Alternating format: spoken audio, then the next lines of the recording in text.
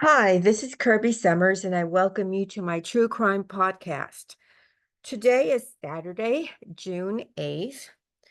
And as those of you who have followed my work, you may know that for the past week or so, I have been focusing on Henry Jirek and the allegations against him by an Epstein victim who filed a lawsuit last Monday.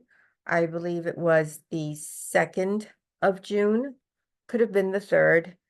And then, I then, of course, was drawn to the fact that not only was Henry Jarecki, who was now 91, and a psychiatrist, and a list of other things, including Hollywood producer, so-called financier, involved in the gold industry, where he was alleged to have been sort of doing a lot of illegal things that I'm not going to talk about here, but that I do talk about on my Patreon. And then, of course, the fact that he has 4 sons: Andrew Jarecki, Tom Jarecki, Eugene Jarecki, Nicholas Jarecki. 3 of his sons have become, you know, pretty well known in the Hollywood industry for so-called documentaries.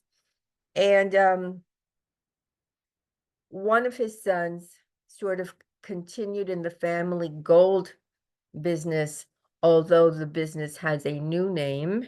And, as I said, these guys were in Jeffrey Epstein's Black Book. Now,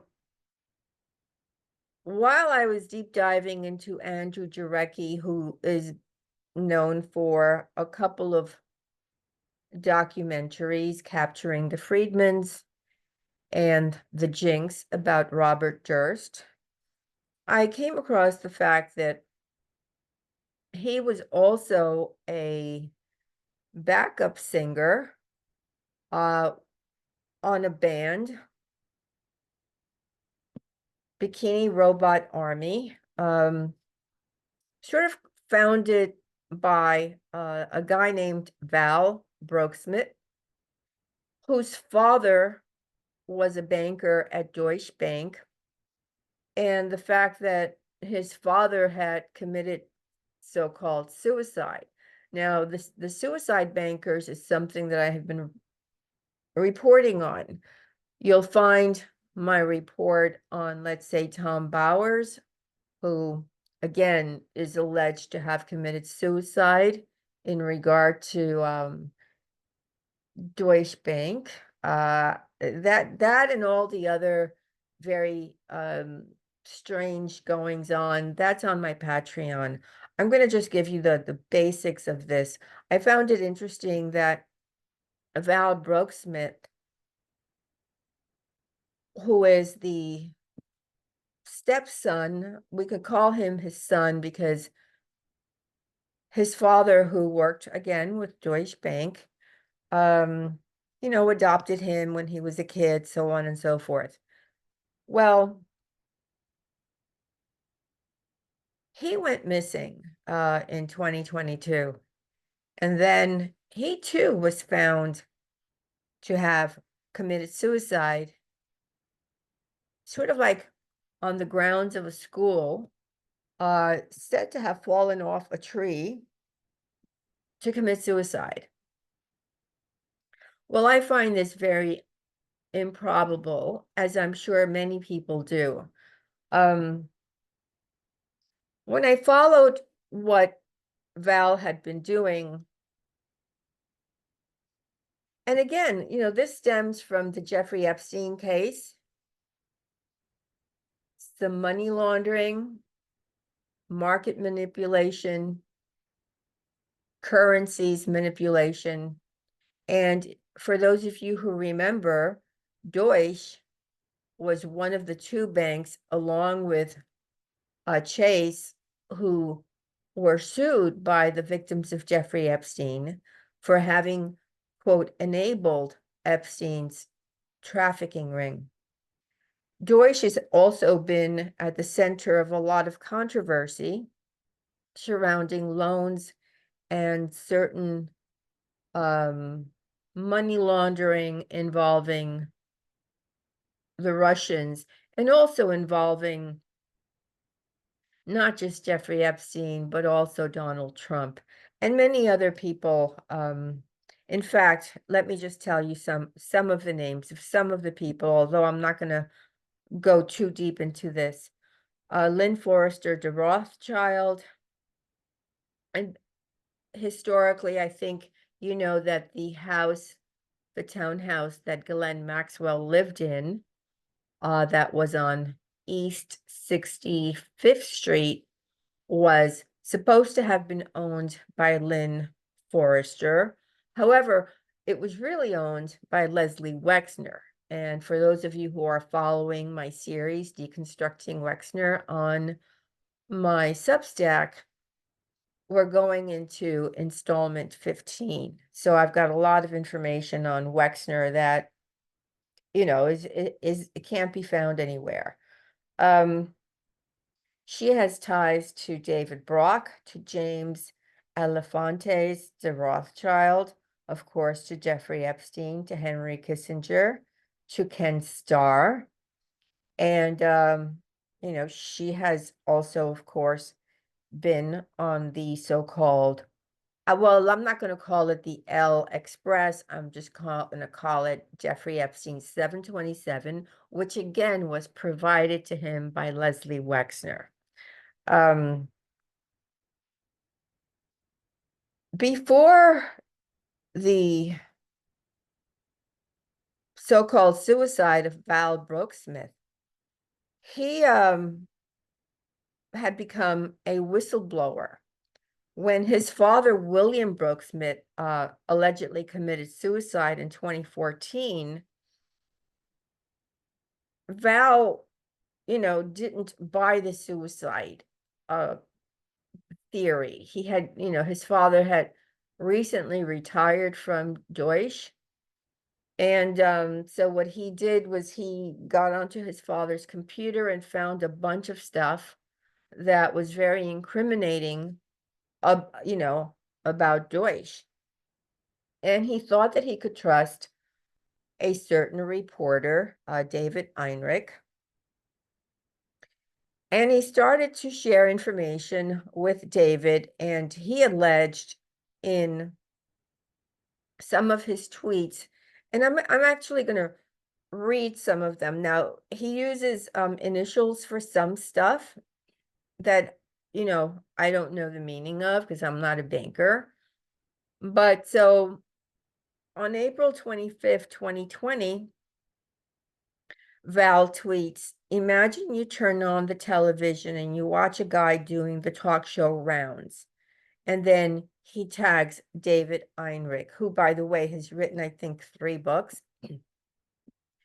And according to Val, he's written 3 books based on information that he obtained from Val without giving him any credit, but at the same time alleging that David kind of maligned him and made him sound like just a drug addict and somebody who was not to be trusted. So basically negating his importance in the story and not really giving him credit for having been the one who spent, according to Val himself, 5 years investigating the misdeeds of Deutsche Bank. And that, this guy, David Einrich, who now works for the New York Times, having basically stolen his work. But anyway, so then he goes on to tweet. He did, and it's a pinned tweet.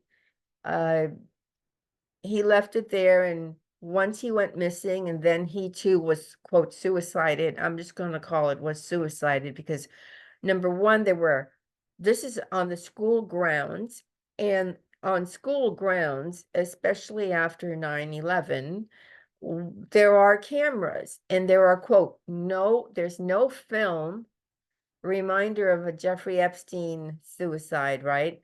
There's no film showing him either entering the property or leaving the property. Otherwise, that he left the property in an ambulance because he died on the property, right? Falling off a tree. Give me a break. Anyway, so then he goes on to say in this series of tweets about David,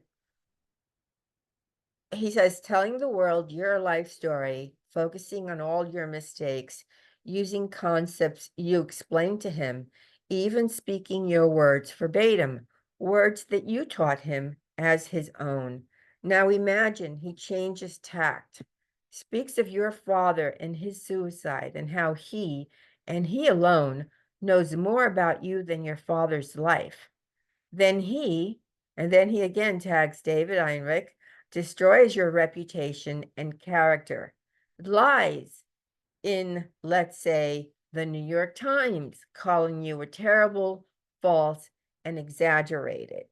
And then he says, you watch and listen show after show, because it's true, David Heinrich did appear on show after show in mainstream media, no less, right?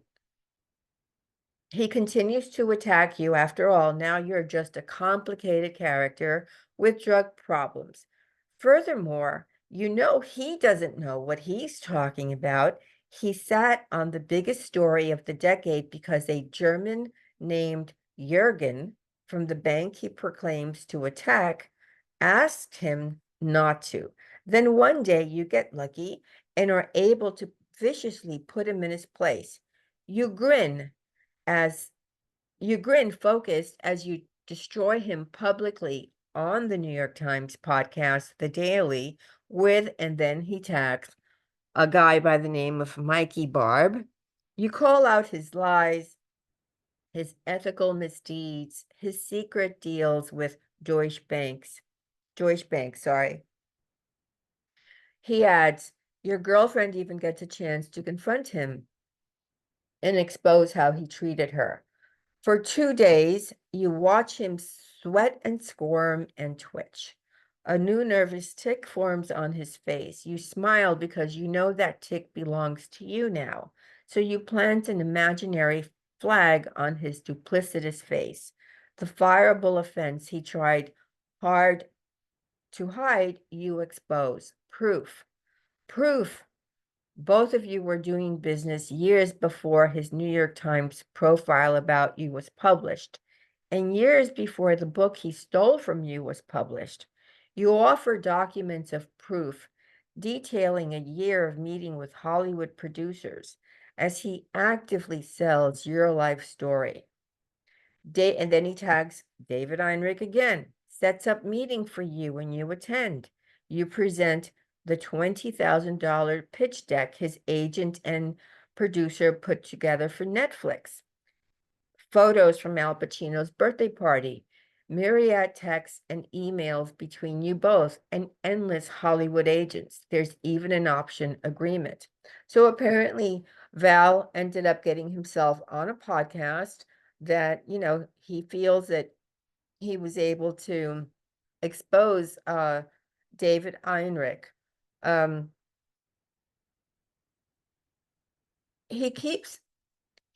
going to just keep adding just a few of the other tweets that he added.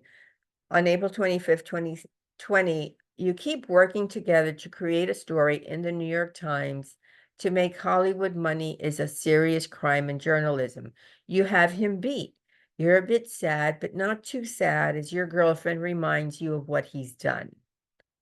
So basically, he's saying, this guy stabbed him in the back, stole all his information, and didn't credit him.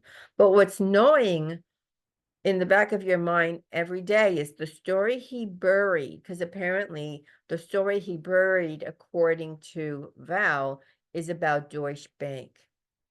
The evidence he won't show, it's driving you mad. You ask yourself, why did David Heinrich bury the story about Deutsche Bank, indemnifying a loan to, then he tags real Donald Trump, through liquidity trapped at Deutsche Bank trust subsidy. And then there is a caption for a trust subsidy account owned by Deutsche Bank, where 3 collateralized loan obligations missing the all-important consenting agreement. Then he adds the only loans he goes on to talk about banking stuff that frankly I can't, like, and he uses a lot of initials, so I'm just gonna skip this, but he does name Dmitry Rybolovlev. Now, if I mispronounce that, this is actually the same guy that purchased Donald Trump's property in Palm Beach that Jeffrey Epstein wanted to buy. And Donald Trump purchased from under him in 2014. This is the alleged reason that Trump and Epstein stopped talking to one another. But since that time, I've discovered there's another reason. But I will spell Dimitri's last name. It's Rybolovlev. And then, like at this point, he's been a whistleblower. And he as a whistleblower, he was working with the FBI. Now, we know that the FBI is in possession of the Epstein tapes. Nothing has happened. I don't believe anything has happened. The only thing that has happened is we've had a civil lawsuit by Virginia Giuffre against Prince Andrew. And now we have another civil lawsuit against Henry Jirek by another victim of Jeffrey Epstein. And then, of course, the Andrew Jirek and his brothers, as well as his father, a psychiatrist who was taught in Germany and who very well, from where I stand, is a paperclip Nazi scientist, MK Ultra and all of that, involved in what has been documented as being involved in fraud revolving around the gold and other nefarious activities. In fact, he was put in jail in 1951, meaning Andrew's father, Henry, who has just been sued in another country because he was believed to have been a spy for, I think, Germany, although he was outed by Lyndon LaRouche as having been a spy for Mossad. So if your father is a spy for Mossad, as was the case for Robert Maxwell, when he fell off his yacht in 1991, at that moment in time, everyone who was on top of him wrote, oh yeah, he was a spy for Mossad. Ghislaine Maxwell then, of course, hooked up with Epstein.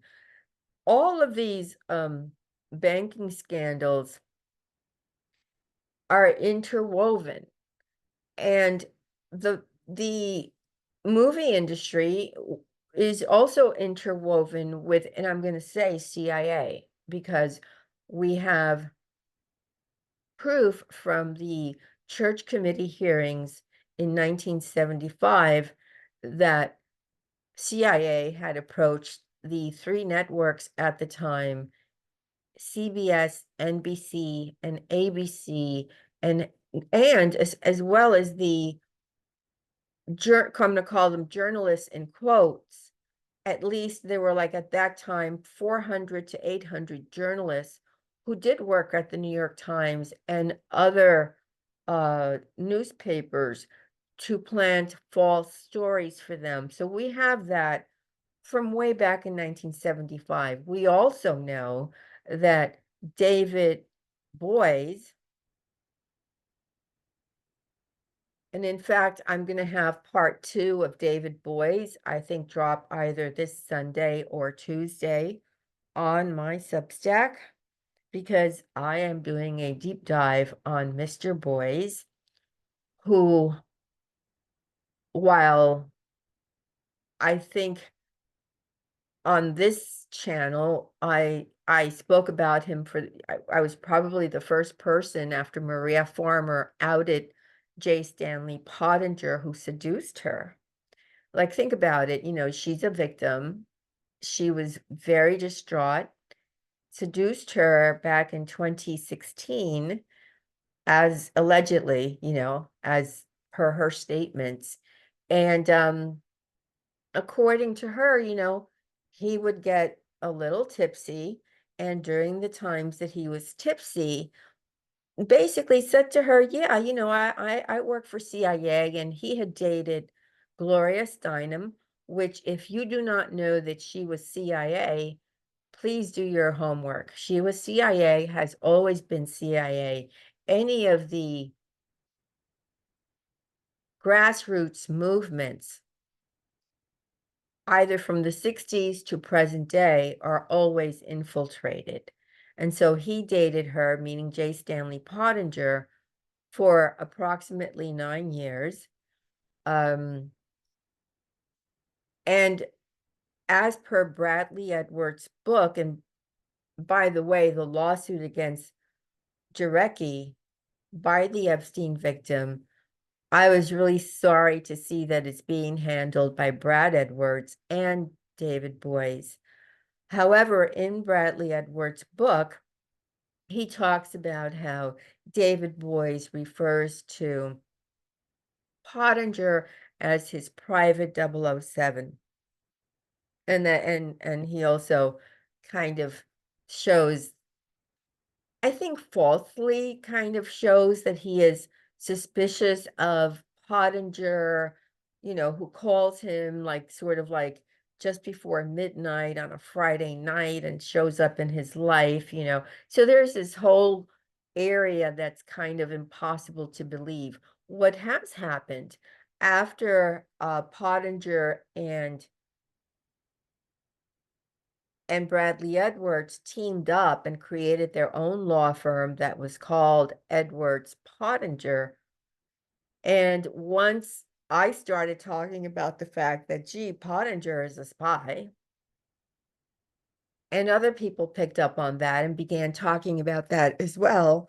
Well, lo and behold, Pottinger retired quietly, because no longer does Bradley Edwards' firm call itself, with Pottinger's name. However, there's a lot of cloak and dagger stuff, clearly, in this Epstein story. And the fact that Andrew Jarecki's father has been alleged to have been a spy, like, what, almost 75 years ago. So like, even when he was in his 20s and was arrested and has been charged with market manipulation and a lot of things, which I uploaded to my Patreon that I'm not going to go into a deep dive here, is suspicious. Now, the question remains, like, and I'm going to try to go into more details about the father-son who supposedly committed suicide. The question for me is whether or not Andrew Jarecki, who sang with Val's band, the Bikini Robot Army, insinuated himself into Val's life, because that's what spies do. I have firsthand experience with people having insinuated themselves in my life as a result of my 8 years as an slave to one of these elite, I'm just going to leave whatever I want to say blank. And I know that there's a way that people insert themselves into your life. We can see this with Rose McGowan via the article that Ronan Farrow wrote, Army of Spies, where he exposed Harvey Weinstein. And again, you have that Hollywood connection. So the question for me was, I wonder if Andrew Jarecki kind of inserted himself into Val's life and whether or not that had anything to do. And this is just me wondering, I'm not saying that it did, whether or not that had anything to do with, trying to run interference on behalf of Deutsche Bank or on behalf of David Heinrich. I don't know. I do know that Deutsch did settle the lawsuit by the victims of Jeffrey Epstein, and the amounts, depending on what newspaper you read, changes between 75 million to 225 million. I'm gonna believe it was 75 million. I'm gonna believe the lesser number because banks, and especially Deutsche, they're not gonna pay more than they have to. So I want to just go into some detail about Val before going into detail about his dad. So he was born on January 14, 1976 in the Ukraine, basically in Russia. He was a producer and an actor, and he was in the 2004 film Knife Fighter. And he was also in a 2005 concert with Bob Schneider. He was also in a 2013 film, Camcorder. And he died April 22nd in Los Angeles, California.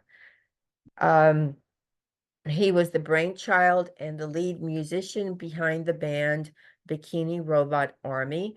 Now, they had 33 albums.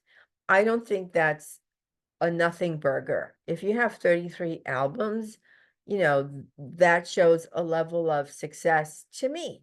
33 albums, that's pretty cool. He played 7 instruments. He was the band's songwriter and lyricist, and he had he had created in excess of 700 different songs that he recorded. So again, I don't see this as the like empty shell person that David Heinrich portrayed in his articles about him in the New York Times and in podcasts that he sat down where he kind of like tried to diminish Val's credibility. So some of the band members and notable musicians that sang along with Val were Keith Richards of the Rolling Stones. Again, not a nothing burger. You have Keith Richards who wants to record with you. That's pretty big. Matt Goldsboro of Pentagram, and then Andrew Jarecki.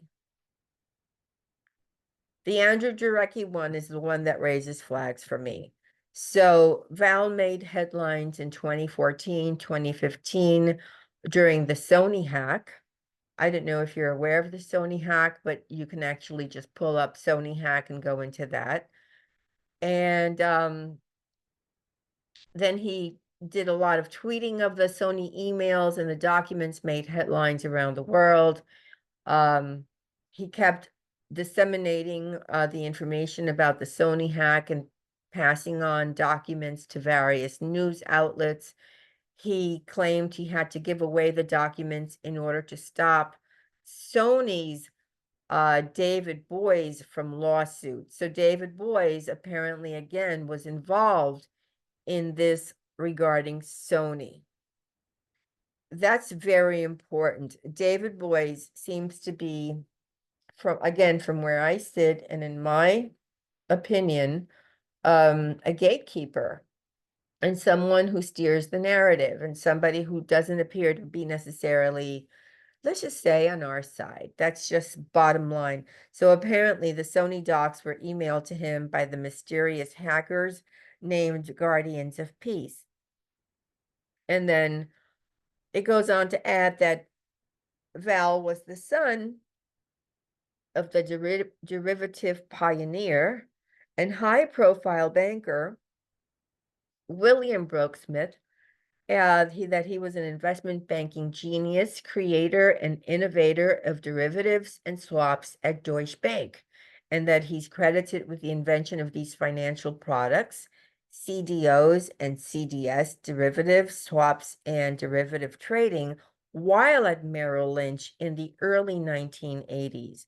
And then that his, quote, suicide made world headlines and spawned the so-called banker suicides of 2014. Now, banker suicides is not, and I'm going to emphasize, it's not a conspiracy. We've had a slew of banker suicides, one of which was Thomas Bauer. So I'm going to just read when William Broeksmit, his father, died in January of 2014. He had just stepped down. You know, he retired. He was a former senior manager at Deutsch. He was found dead at his home. So Reuters wrote this article. A retired Deutsche Bank executive, William Broeksmit, killed himself after leaving several, not one, but several suicide notes for family and friends. Broeksmit, who was 58, had close ties to the bank's co-chief executive, Anshu Jain, was found hanging in January at his Kensington home by his wife and pronounced dead at the scene. The inquest at London's High Court heard Broeksmit retired from the bank in February 2013, but written medical evidence said he was, quote, very anxious, end quote, that summer about authorities investigating areas of banking where he had worked without giving further details. However, the last time he was known to have seen a doctor in December 2013, so seriously, just 2 months before, right, he retired, he didn't appear anxious, he didn't appear depressed, and a psychiatrist, actually a psychologist, said that Broeksmit recognized his concerns were due to a state of anxiety, but that there was no suicide indication. The coroner, Fiona Wilcox, said there was, quote, clear suicidal intent in the notes, but did not give details of the content of the notes. The notes, she said, do provide evidence of intention. I am therefore satisfied, she said, that he took his own life. But then Deutsche Bank issued a statement basically saying that Bill was not under suspicion of wrongdoing. However, he had a lot of inside information that connects again to money laundering on behalf of, let's say, somebody like Jeffrey Epstein, on behalf of, again, going back to Andrew Jirek, on behalf of Henry Jirek, because you can trace gold irregularities to Deutsche Bank, and that would come back to Henry Jirek, who I'm really glad is sort of has surfaced, because most of the people who have gone down the Epstein rabbit hole stay on the very surface level, and they don't go beneath it.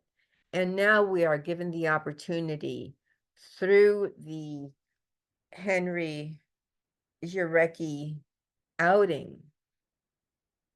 And again, he's 91, so he's had a lifetime, maybe 2 lifetimes, right? 91 of wrongdoing. And so it gives the public, you and I, those of us who are interested in what's going on, an opportunity to see different layers of this monster that we kind of bumped into when Epstein was arrested. And it'll be less than a month. It'll be 5 years since his arrest at Teterboro Airport on July 6, 2019. So we have now father and son suicided. The son tried to be a whistleblower on the information his father had compiled that he found on his computer. He tried to give it to the authorities. He was working with the FBI. Hey, between you and I don't think the FBI was going to do anything about it. And, Deutsche is a pretty heavy-duty bank that's been known for a lot of mysterious activities. In any event, I would be curious to see your comments on this podcast. Don't forget to give this a like. All right, guys, have a good day. Bye.